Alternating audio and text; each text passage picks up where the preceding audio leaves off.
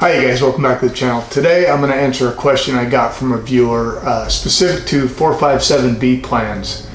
457s are a lesser known plan. It's sort of like a governmental 401k. A lot of firefighters, police officers, public employees use 457 plans in place of a 401k. And one of the benefits of the 457 is in your last 3 years of service, you are allowed to make double contributions. But there's a caveat, and today we're going to talk about it. So first we're going to go to irs.gov website and take a look at 457B plans. Okay, so in 2020, you guys, obviously contribution limits are the same as they are for a 401k, $19,500. Now if you're 50 or over, you also get a $6,500 catch-up for a total of $26,000. But if you're in your last 3 years of service, you're allowed to make double contributions. So let's explain what that means. Okay, so it's twice the annual limit of the 457. So in this case, it would be 19,500 plus 19,500 would be 39,000.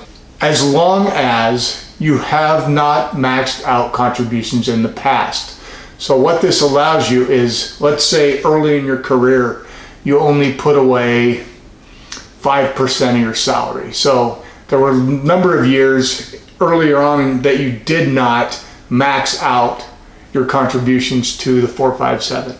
Now this is something where you may need to talk to your plan administrator to get, or you may have to go dig into those old W-2s to look and see exactly how much you did, because as long as you have the amount, you can.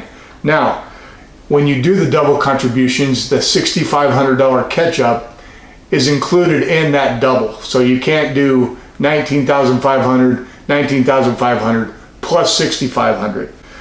The other thing is it's double contribution limits up to the amount you made.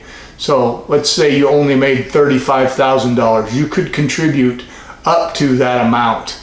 Obviously you have to make enough money to contribute that. But that's one of those weird rules, and not all plans allow that. Most 457 plans do. As I said, one of my subscribers asked me specific to that, and I have brushed over it in some past videos, but when I actually looked back into it, I noticed that I didn't do a very good job of explaining. You guys, if you're going to do this, now I can actually start not next year, but the year after, because I have 4 to go. And I'll be doing those as well. But I'll have to go to my plan administrator and look back to make sure that I have enough years that I didn't contribute the full amount, that I'll have that available to me for those double contributions. You guys, this is a kind of a tricky thing, and it's one of those things that if you are in the position to do it, ask, because you don't want to make a mistake and get penalized for it. All right, I hope that answers this question. It's not a common thing, and it's easy to mess up. So if you're planning on doing that, you have a 457, by all means, ask for help. Somebody in your HR or your plan administrator should be able to answer these questions for you. All right, you guys, we'll see you again. If you haven't already subscribed, you know the deal. Hit the button.